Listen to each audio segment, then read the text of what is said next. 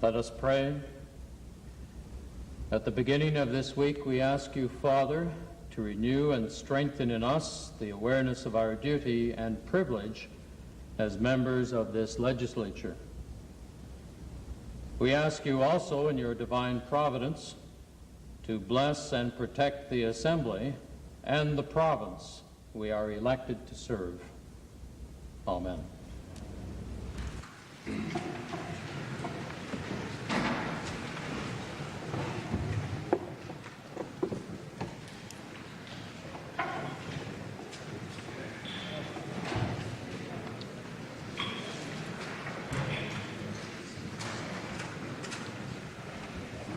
Introduction of visitors.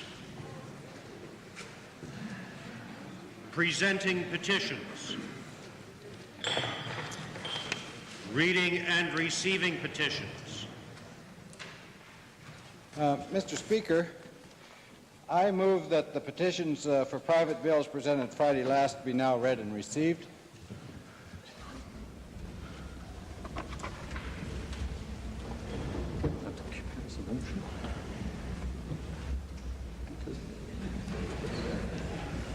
Having heard the motion by the honourable member from Drumheller, all those in favour please say aye. Aye.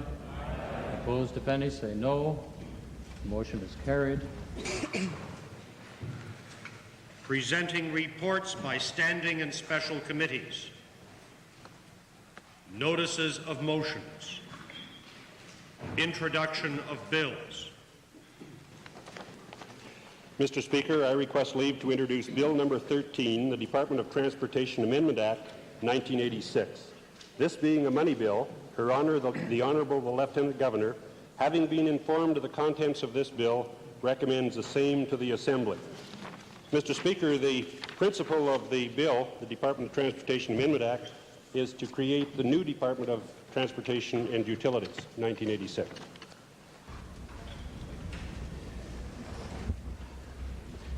The Minister of Transportation has moved first reading of Bill number 13, the Department of Transportation Amendment Act 1986. Does the Assembly agree to the motion for first reading? Opposed? So ordered. A bill being Department of Transportation Amendment Act 1986, introduced by Honourable Mr. Adair, is now read a first time. Mr. Speaker, I request leave to introduce Bill number 11, the Alberta Stock Savings Plan Act. Mr. Speaker, this act is introduced in this session in part by follow-up from my colleague who introduced a similar bill some time ago, early in this, before the election. But to simply reinforce the importance of this bill, I want to stress the four elements which this bill does in fact accomplish, and to outline the intention of the government to move forward with this legislation in this session. First of all, Mr. Speaker, it strengthens the private sector and its ability to create jobs, providing expansion capital for growing Alberta companies. Number two, Mr. Speaker, it encourages diversification and investment in new plants and industries in this province. Number three, it attracts more Albertans to the Alberta stock market, encouraging an expansion and a mustering of capital equity in a number of Alberta resident corporations. And finally, Mr. Speaker, it strengthens the Alberta Stock Exchange and the Alberta financial environment as well. I should say, Mr. Speaker, that with the tabling of this legislation, we will continue with our commitment to provide eligibility certificates for those corporations now filing through the Department of Treasury. And of course, as you well know, Mr. Speaker, this legislation provides for the tax deduction by purchase of those shares in the year 1986. I move first reading of Bill number 11. The Honourable Provincial Treasurer has moved first reading of Bill number 11, Alberta Stock Savings Plan Act. Does the Assembly agree to the motion for first reading? Opposed, if any? Carried. A bill being Alberta Stock Savings Plan Act, introduced by Honourable Mr. Johnston, is now read a first time. Tabling returns and reports. Introduction of special guests. Mr. Speaker, I take pleasure today in introducing to you and members of the Assembly a special guest seated in your gallery. She is visiting from Regina, although she's born and raised in Alberta, and has a proud heritage, no less. She is Dawn Martin, the daughter of the opposition leader. I ask her now to rise and receive the welcome of all members of the Assembly.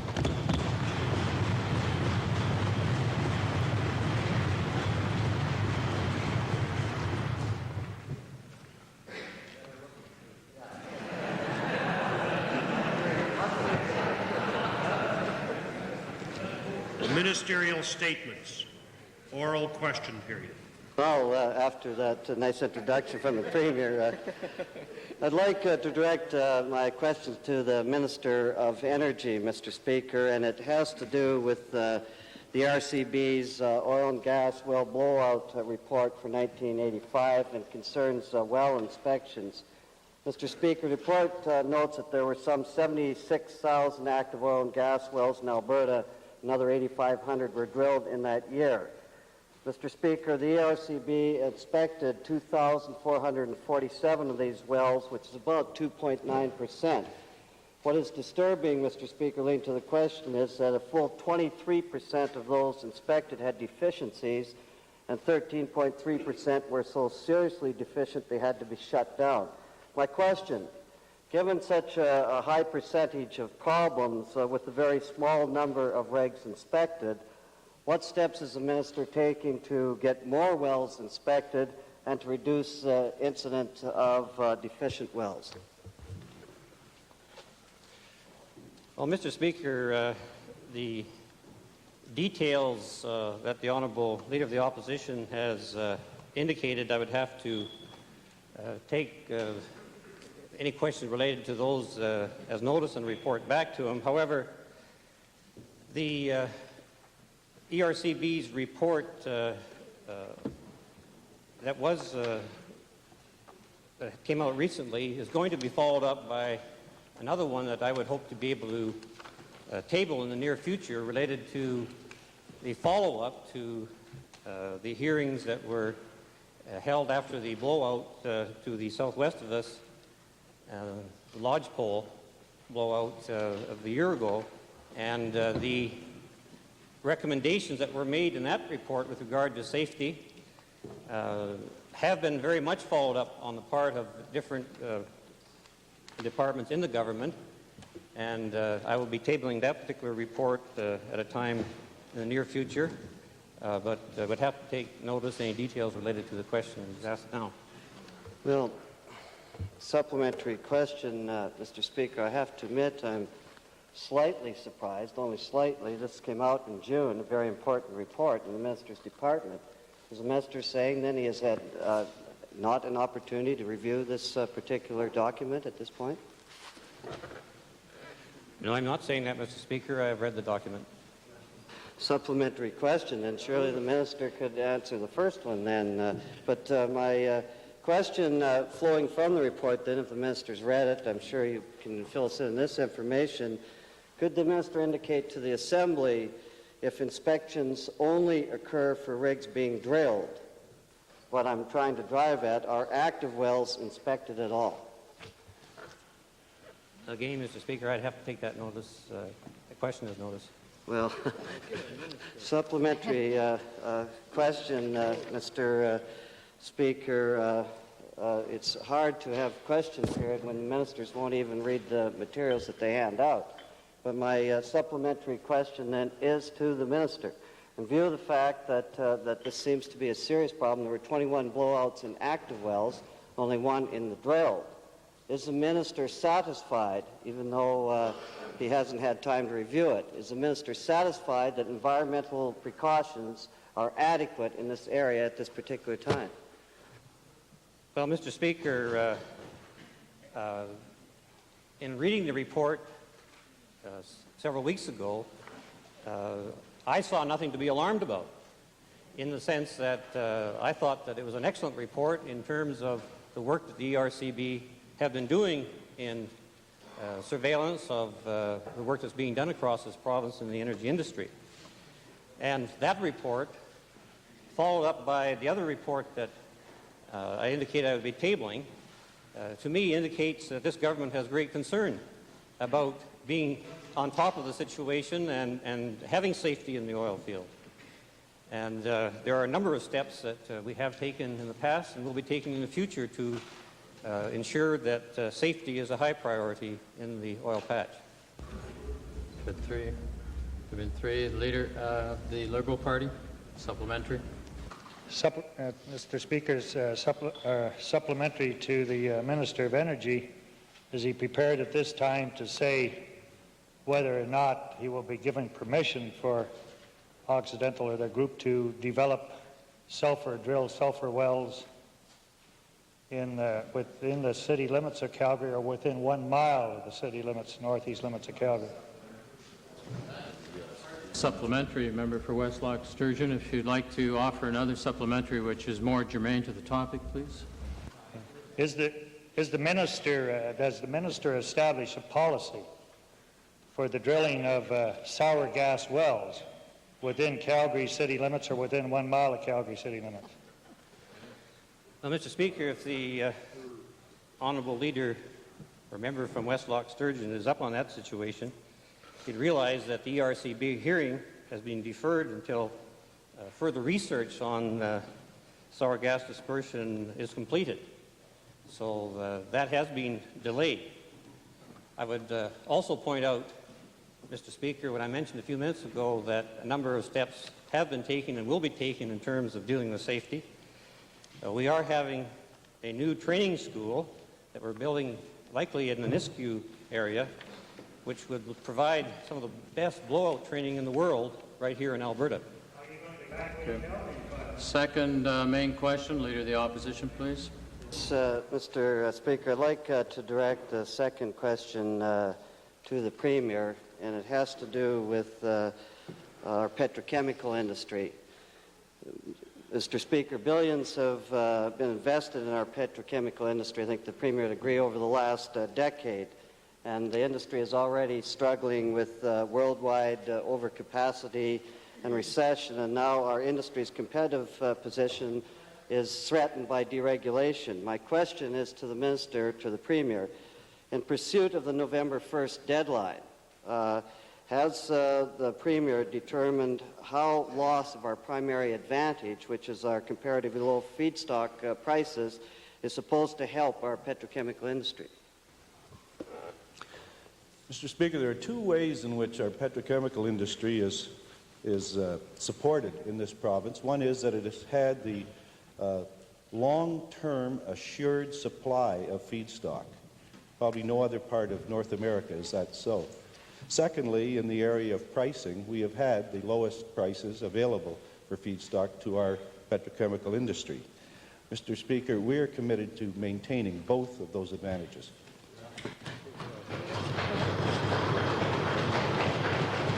Mr. Speaker, you can't have it both ways. Under gas deregulation means that all of Canada will have those lowest prices.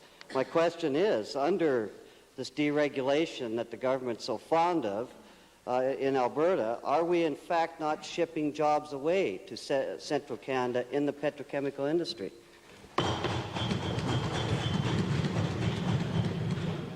That might be possible, Mr. Speaker, if you didn't take into account my first answer. Supplementary question then to the Premier. Under gas deregulation, how can you assure that we will in fact still have the lowest prices in Alberta? Speaker, because we have the supply and we have the petrochemical industries right beside the supply. Supplementary question, Mr. Speaker. Under gas deregulation, we're competing, as the Minister would well know, into the American market with places like Sarnia. Under any free trade agreement, then with gas deregulation, can the Premier indicate to the House how this will help the petrochemical industry if Sarnia has the same advantages into the American market as we do?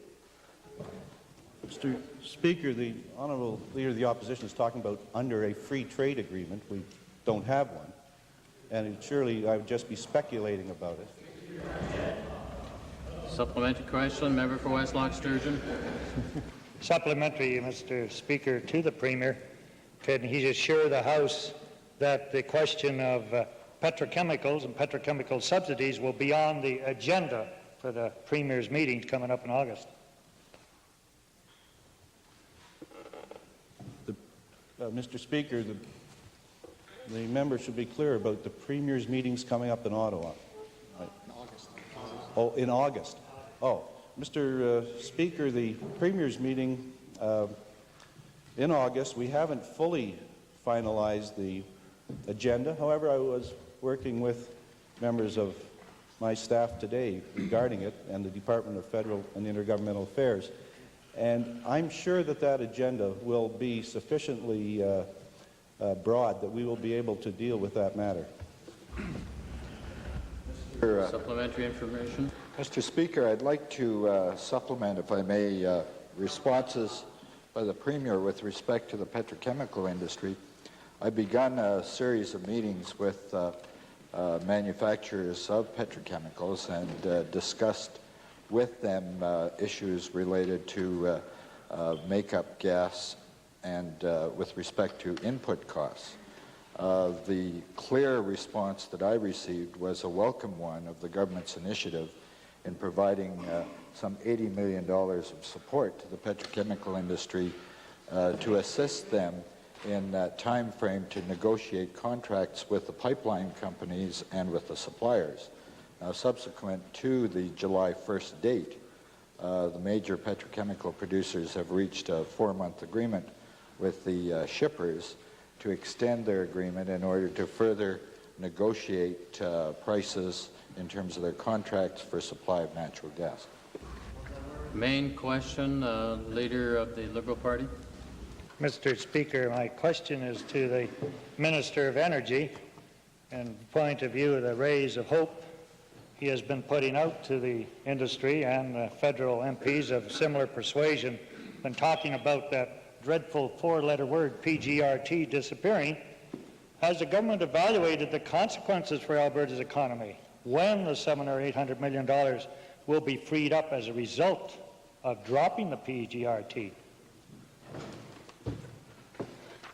Well, Mr. Speaker, in terms of the consequences, I think that the Honourable Leader of the Opposition could do some work in looking at that, in the sense that the impact of an injection of $500 to $600 million, as the approximate estimates of it are, or use the term expression or the amount of $700 million at possibly higher prices. Certainly, that kind of money injected into the petroleum industry would have significant impact in terms of monies being reinvested.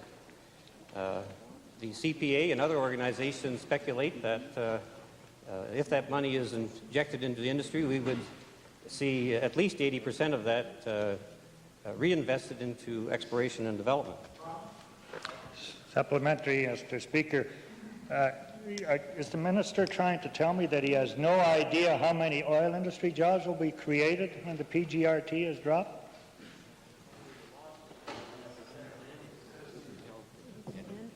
Well, Mr. Speaker, when the honourable member from West Loch Sturgeon asks a question like that, in terms of specifically how many jobs would be created by injecting that kind of money, I haven't done any specific calculation, and I could take a notice to see if any work has been done. However, through the incentives that we've provided to the industry since April 1st, in terms of the exploratory development program and the well servicing programs and geophysical programs, there will be thousands of jobs that would be saved in the short term. Mind you, the take-up on it has been slow to date, but the last few days has been encouraging. That it's speculated that almost all the monies in that particular program, those programs, will be taken up before the deadlines run out. So, in terms of jobs, I'm not sure what the Honourable Leader of the Opposition, or the, not yet. Don't worry, Ray.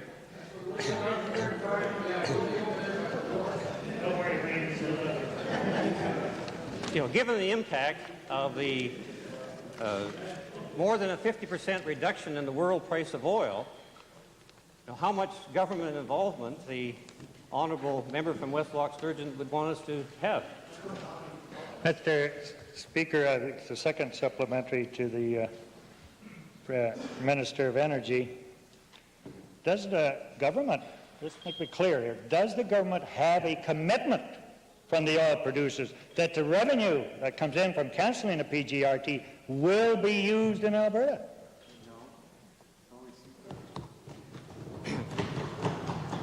Well, Mr. Speaker, here we go again with the honourable member advocating more controls on the industry. And once again, if the honourable member understands the Western Accord and the natural gas pricing agreement, he would realize that the people in the industry and the federal government and the governments of the three Western provinces want less government in our industry rather than more. Supplementary, Mr. Minister, it's hard to believe what I'm hearing. As he's saying that the federal government will give back $500 to $600 or $700 million to this province, and he has no commitment, no idea, no guarantee that the money stays in this province? That it can be going anywhere? Thank you. I could have been cut off. Same question. Same question, and the whole matter is entirely hypothetical because the matter of the PGRT has not been brought to a conclusion. That's my understanding. Earlier, was there a point of order by the member for Vegreville, please? Mr. Speaker, I wonder if it wouldn't be possible in the short time allotted to the question period if we couldn't find some happy balance between a curt yes or no and ministerial statements, because it does use up valuable time.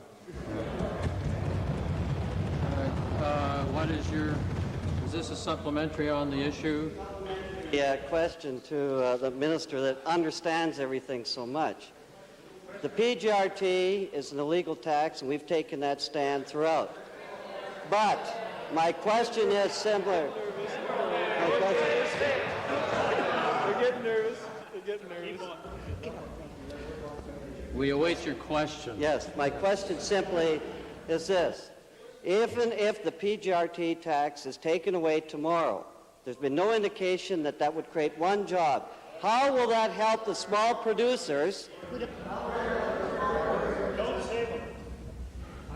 I'm sorry, Leader of the Opposition, that the moment you inject that interesting word, if, we come into the realm of hypothetical, and therefore it's out of order. So if you'd like to rephrase it succinctly, please.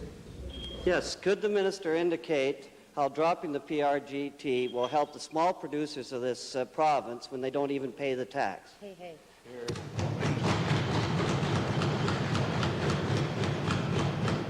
Mr. Speaker, I find it absolutely incredible that we've got Albertans here who are recommending the maintenance of the PGRT, hanging on to that particular tax.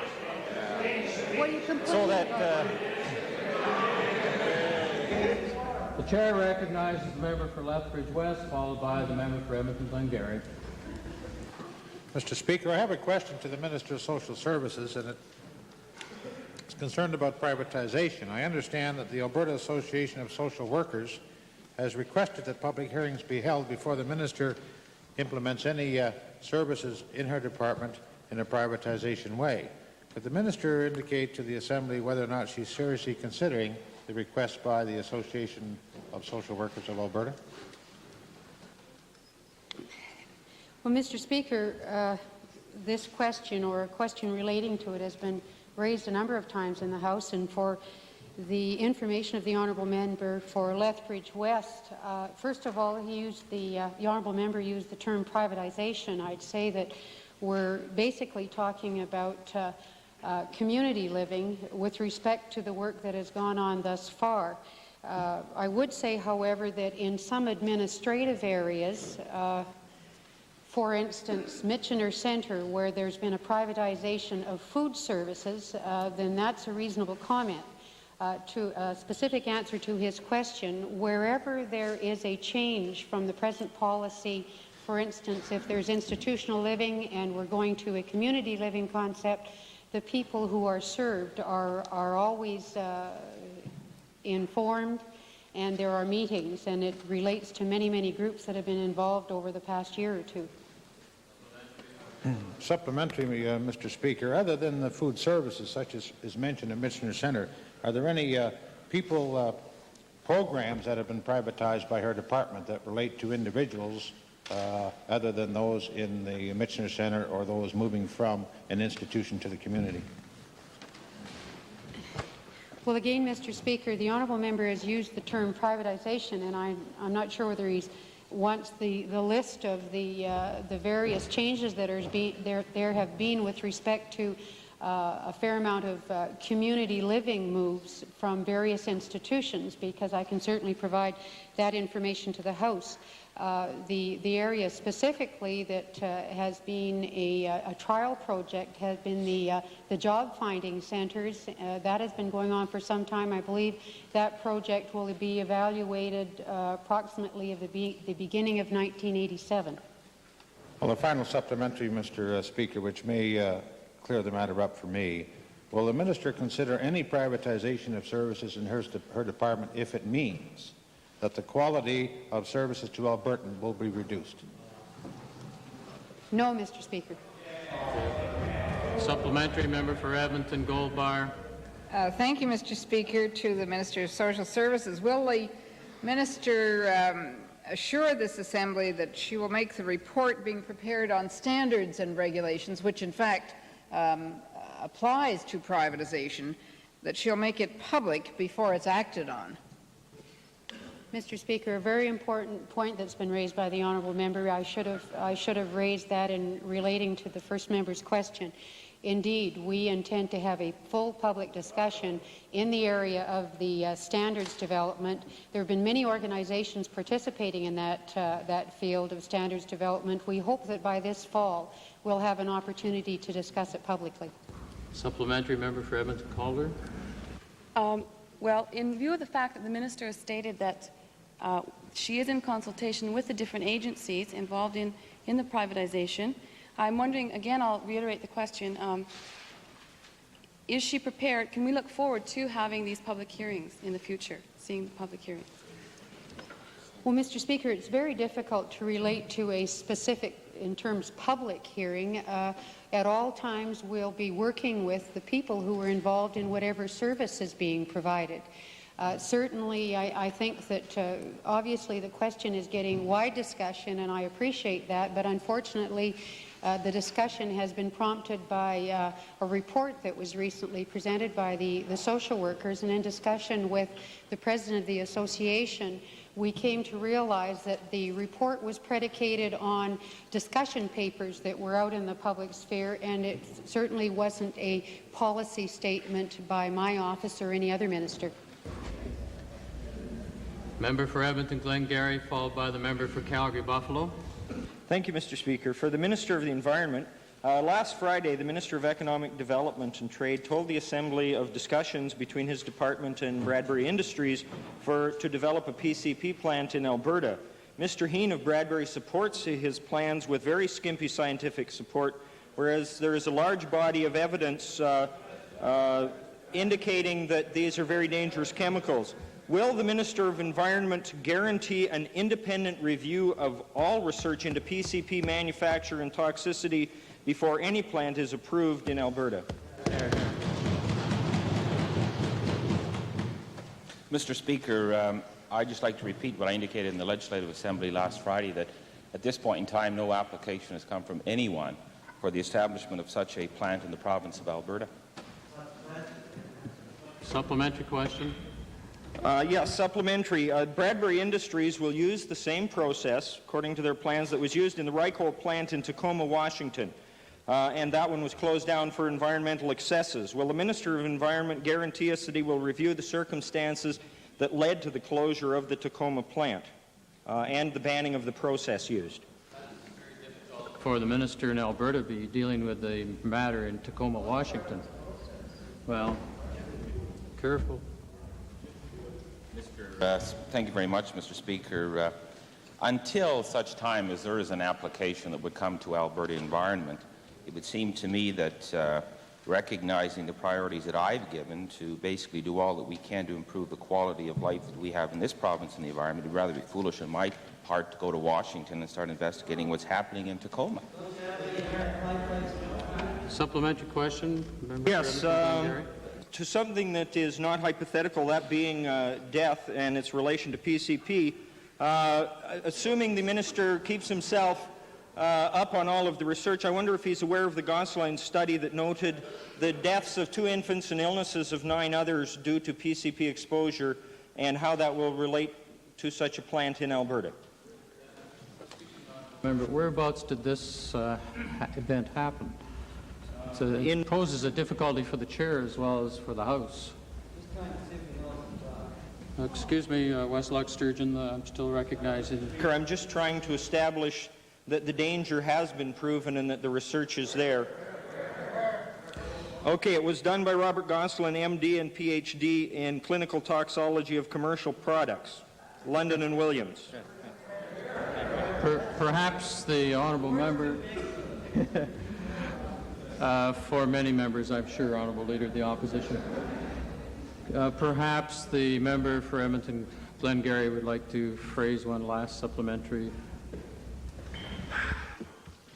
Yes, perhaps I should switch to the Minister of Economic Development and point out, seeing as he did discuss the issue with Bradbury's company, as he told us, and that their proposal quotes 6 of 11 resource people as being people connected with the Reichhold Industries plant. Does the minister, in fact, plan to consider a plant that will be designed exactly as the one that was closed down in Washington? Will the minister consider that kind of plant?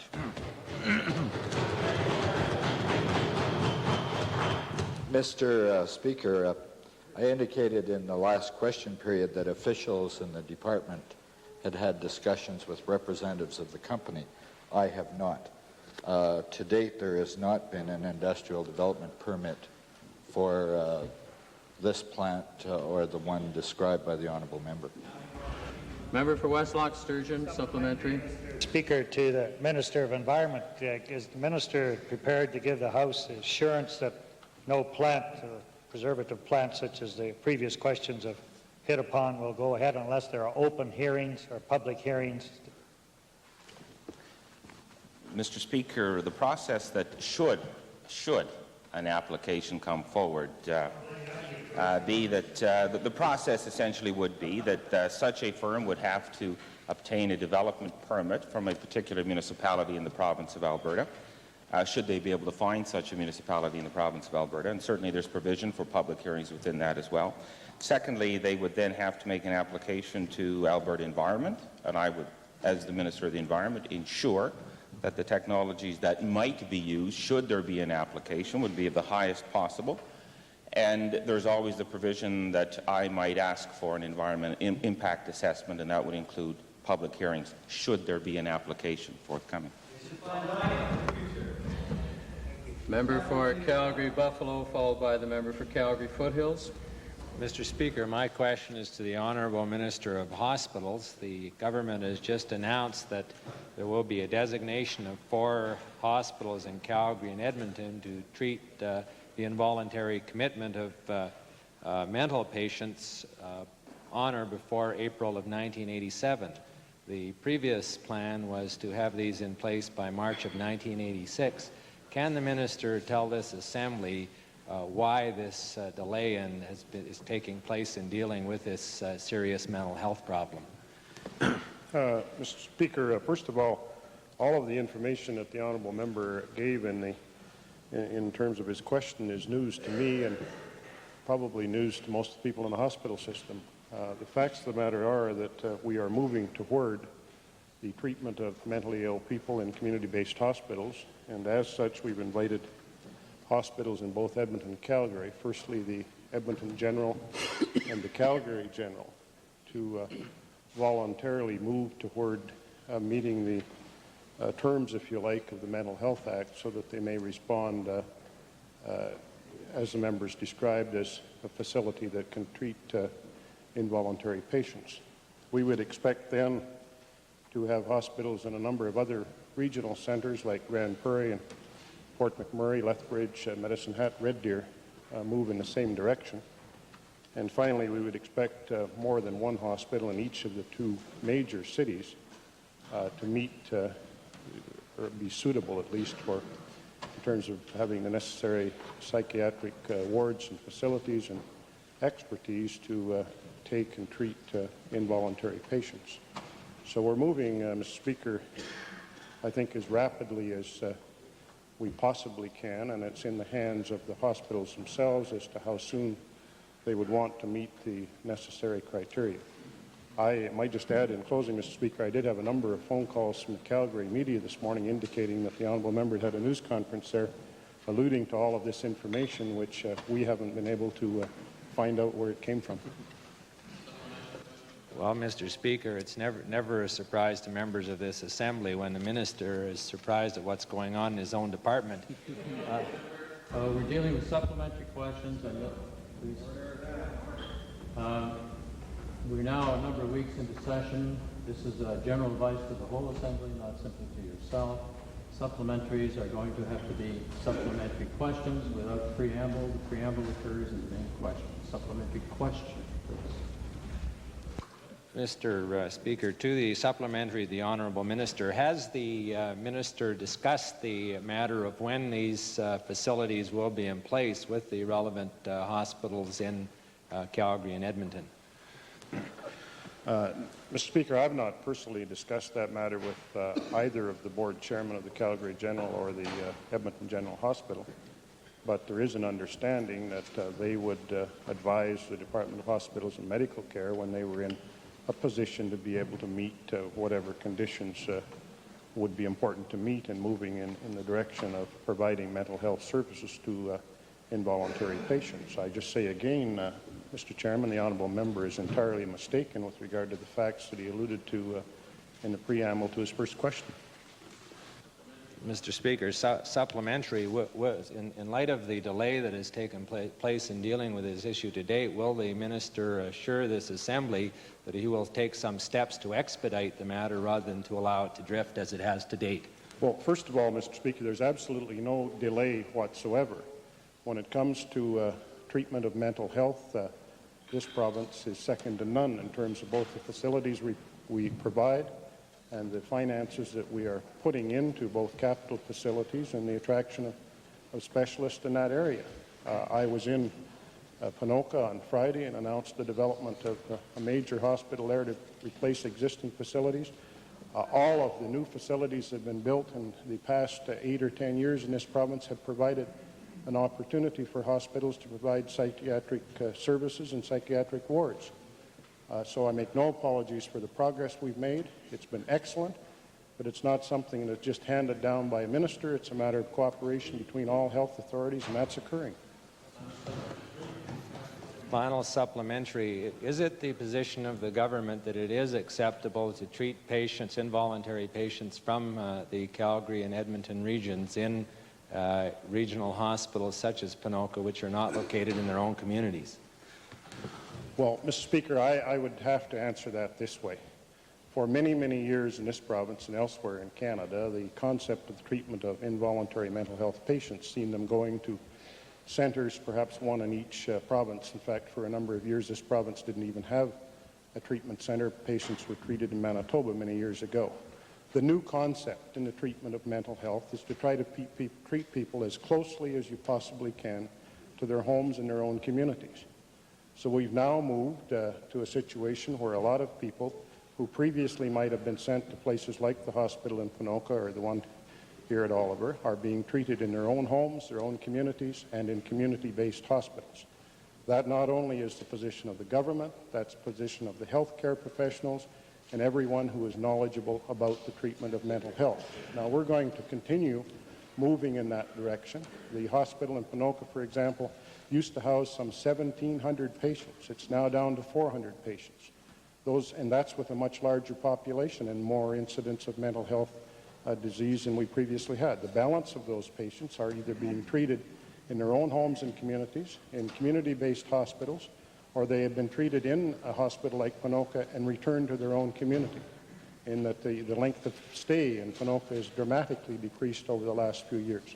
I'd be very happy, Mr. Speaker, to debate with the honourable member at any time the provisions of mental health services in this province and what we have done over the past few years and the direction we're going.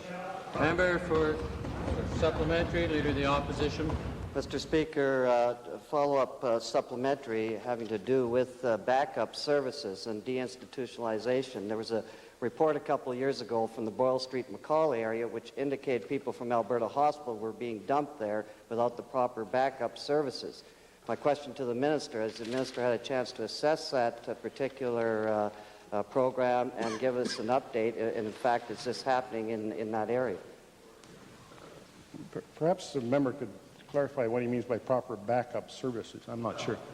There's no place to live for some of these people. They're not getting counseling services, the backup services for them. Is the honourable member referring to people who were released from the hospital then? Well, Mr. Speaker, that's an important question, and I'm not sure that I could say that I'm satisfied that there is the proper kind of counselling throughout the entire province for people who've been released from either Alberta Hospital Oliver or Alberta Hospital Ponoka. Certainly it does take a good degree of skills at the community level to assist people who've been treated and then released to make sure that they don't wind up going back into the same institution. I know, for example, from my visit last Friday morning to Ponoka that there are a good many people who are treated there and are released who wind up going back there. And we want to strive very hard, if we possibly can, to provide the kind of community-based services and professionals that would lessen the incidence of people being released and then having to be taken back to the institution again because there's not the kind of community help that's required. But I just conclude by saying that, you know, we're really dealing with something that the government can provide some assistance to in terms of money and professional people. But we're also dealing a great deal with the community problem, where people and individuals and families have to assist in assisting people with mental health problems and regaining their confidence in the community and getting started oftentimes on a new life and a new direction. Member for Calgary Foothills, followed by the member for Vegreville. Thank you, Mr. Speaker. My question is to the chairman of the Alberta Alcohol and Drug Abuse Commission. Although the board has no regulatory powers over the sale of alcohol, it certainly is a good resource for information regarding alcoholic beverages. And my question is that the chairman aware of any beverages containing alcohol that are sold in grocery and convenience stores throughout the province? Mr. Speaker, there are a number of products available in stores of a variety of kinds which contain alcohol, and there are certainly a number of beverages in stores that contain alcohol. Most of these products contain alcohol of about 0.5%, about 1/8 to 1/12 of the level of alcohol that would be available in beer in a regulated outlet. They're not generally advertised widely or promoted, and I would assume that people buying these products would do so because they prefer the flavor of beer or wine but do not want to have a high content drink. Is the chairman aware of a new product on the shelves of stores in the province that contains more than 0.5% called Sarasota? Mr. Chairman, there are a number of products, perhaps 2 or 3, including Sarasota, which has a content of alcohol of about 0.9%, or nearly double the kind of products I just mentioned that are known as dealcoholized beverages. This particular product comes in a bottle that looks like a European import beer bottle. It has a twist-off cap, like a beer bottle cap. It is being marketed widely throughout the Canadian marketing area, including Alberta now, for young people. And so there is a product that is available there for people in stores, 0.9%. In view of the fact that this is a beverage for children as well as adults, is the ADAC planning to take any action in this regard, this or other similar products? Mr. Speaker, the Commission hasn't come to a final conclusion about this product, but I will convey the Commission's concerns to the Solicitor General. There is a concern, I think, that all parents should be aware of this product, and the fact that the company is targeting young Albertans for this product so that they will have an opportunity to make an alcoholic or alcohol decision at an early age. Final supplementary to the Solicitor General, why is this product not sold in liquor stores? And how can children have access to such a product? Mr. Speaker, the Liquor Control Act specifies that products with 1.5% or in excess of that are under jurisdiction of the Liquor Control Board. Anything that contains alcohol of less than that amount is not within our jurisdiction.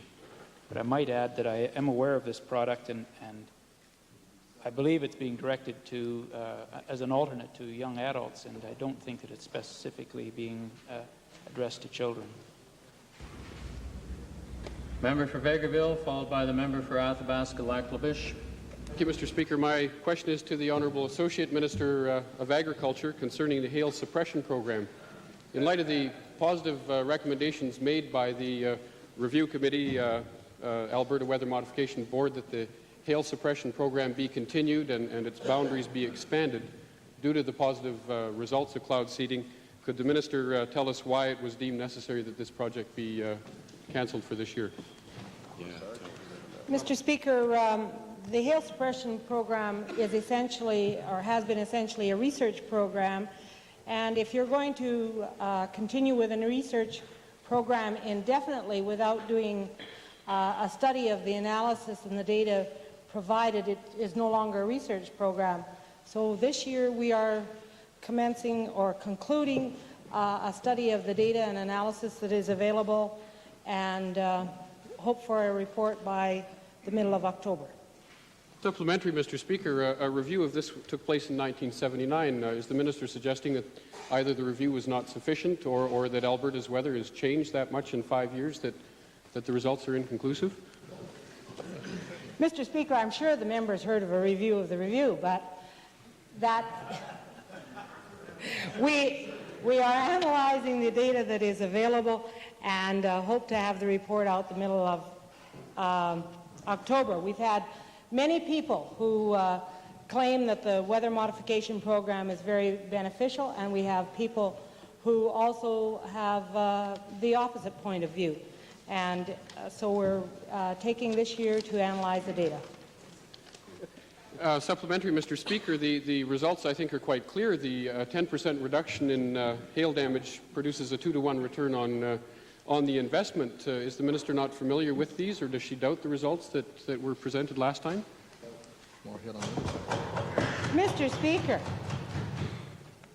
the honourable member is indicating that every year the weather is the same. I mean, anybody that's lived in Alberta knows that if you don't like the weather today, wait a while, it'll change. And quite frankly, some years we have a record number of hailstorms, and some years there are minimal numbers of hailstorms, and that's included in the data. Supplementary to the Associate Minister, Mr. Speaker, has she not reviewed the presentations by Interra, a company in Penhold that's willing to run the program at a much reduced cost while the review is taking place? I run it. It's not happening. Yes, I have. Supplementary, member for Cypress Redcliffe. Supplementary question, Mr. Speaker, to the Minister. While this review is being carried out, has the Minister instructed those carrying out the review not only to deal with hail in the area that's represented by the initial study, but the effect it has in adjacent areas or areas beyond and having hailstorms? No, I haven't, Mr. Minister, or Mr. Speaker, but I do know that that is a contention of some peoples in this area surrounding the hail suppression area, and I look forward to the debate in the legislature on that issue. Final supplementary, member for Westlock Sturgeon. Mr. Speaker, to the better half of the Minister of Agriculture, could you answer Could you explain why you're not willing to go ahead, or why the minister is not willing to go ahead with the program when there are farmers willing to put their own money in alongside the government money and continuing the program? Mr. Speaker, everyone's willing to put up their money, providing the government puts up a major share over and above that. For this year, the Alberta Research Council has committed $1.5 million to retain staff and continue the research work, and the Department of Agriculture has committed $500,000 to ensure that data reaches a report stage. The time for question period has expired. Is the Assembly willing to recognize the member for Athabasca-Lac-La-Biche with 2 brief supplementaries? Thank you very much. Mr. Speaker, a question to the Minister of Transportation and Utilities. In the Alberta government's response to the federal proposal on transportation reform, which I have a copy here, this government has endorsed transportation deregulation wholeheartedly. What steps has the minister taken to ensure that air service to remote areas of Alberta will not suffer in the federal government's drive to deregulation? Mr. Speaker, I'd like to relate that question to the Minister of Economic Development and Trade that handles the air services side of that.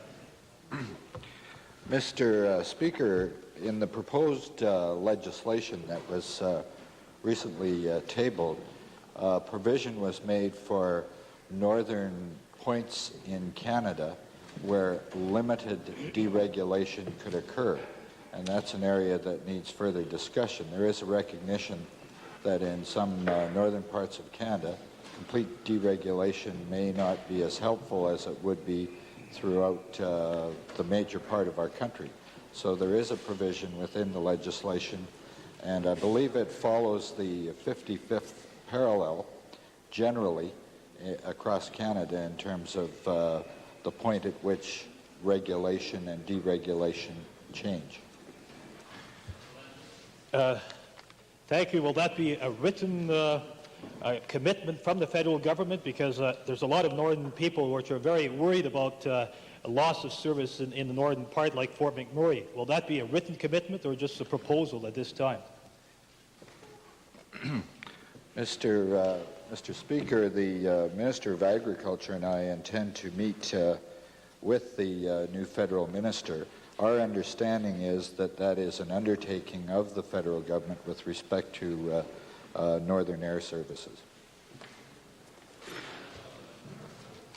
Mr. Speaker, to the Minister of Transportation and Utilities, in the first 5 years of transport industry deregulation in the United States, over 350 mid-sized trucking companies have gone bankrupt and throwing approximately 130,000 people out of work. Now, has the minister directed his department to study the impact of the deregulation on trucking industry and jobs in Alberta and the health of Alberta's small and mid-sized trucking companies when such deregulation take place? Excuse me, Mr. Minister. The chair has great difficulty. First, we're talking about northern air transportation. Now we're into deregulation with respect to trucking. Correct? We'll try. I've almost forgotten the question now, Mr. Speaker. It was so long. It was related to the trucking industry and whether those who may or may not lose jobs. I have to maybe just have the question clarified because it was fairly long in the sense of what you were really after.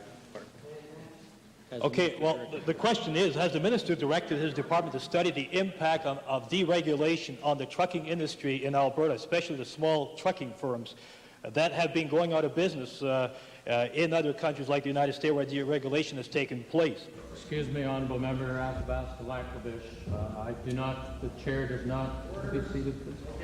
Would you be seated, please? Would the member for Athabasca-Lac-La-Biche be kind enough to bring this question back with respect to trucking issues tomorrow? The Honourable Minister of Hospitals and Medical Care would like to supplement information given last Thursday in question period. All those in favor with respect to the House, do you agree? Agree. Any opposed? No. Yes. No, yes. That's a very difficult decision.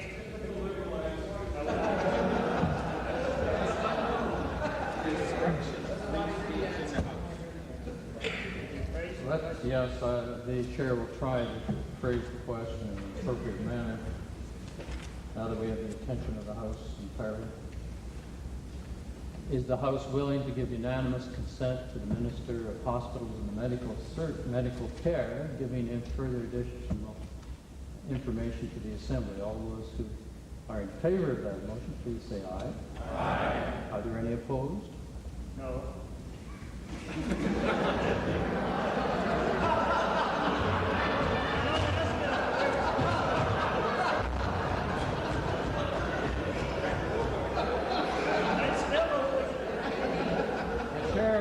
That no one was opposed because are there any opposed? And the question and the answer came back, no, there are none opposed. Therefore, the chair recognizes the Minister.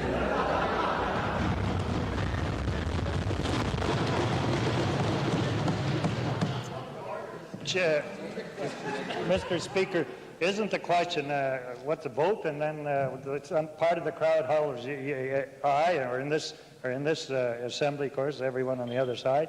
And I answer no at the same time. And then you hear my no and you say no. I'm sorry, Mr. Speaker, but I'm just you're putting me on a do you still beat your wife type of question. The chair hesitates to inquire as to what the answer is with respect to the chair put the question, are there any opposed? To which the chair heard the answer, no. So that if the question is, are there any opposed, the response will be yes. Yes, I am opposed. Thank you. The chair, excuse me, Honourable Minister. The chair has now received further clarification. But in future, I'm certain that the member for Westlock Sturgeon will listen to the question. No matter how devious it may sound. The chair also has been recipient of a note that perhaps we could try this one on, that one of the ministers would like us to return to returns and tablings. Do we have the consent of the House to return to that item of business? All those in favor, please say aye. Aye. Those opposed, please say no.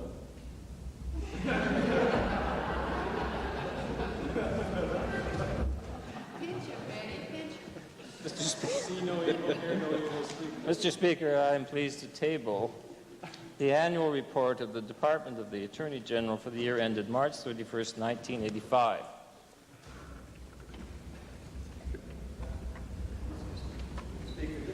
On a point of order, because it seems to be some problems on both sides dealing with ministers coming back the next day in terms of question period. Can I make a suggestion that the House leaders get together and try to work this out so we don't run into this problem day after day? Hear, hear. The chair recognizes that the issue we've had before us is a matter of returns and tablings, which is an entirely different matter than what has now been raised by the Leader of the Opposition. A number of days ago, this issue came up, the issue as related by the Leader of the Opposition. At that time, the chair said that it was willing to meet with House leaders who cared to do so. And at that stage, the matter was directed toward the representative party and the Liberal Party. The chair did not receive any communication at that date. Therefore, since the member for Edmonton North has raised the issue that the chair is indeed willing to meet with the government, with the various House leaders of all political parties to deal with that issue, and is entirely willing to do so at the convenience of said members.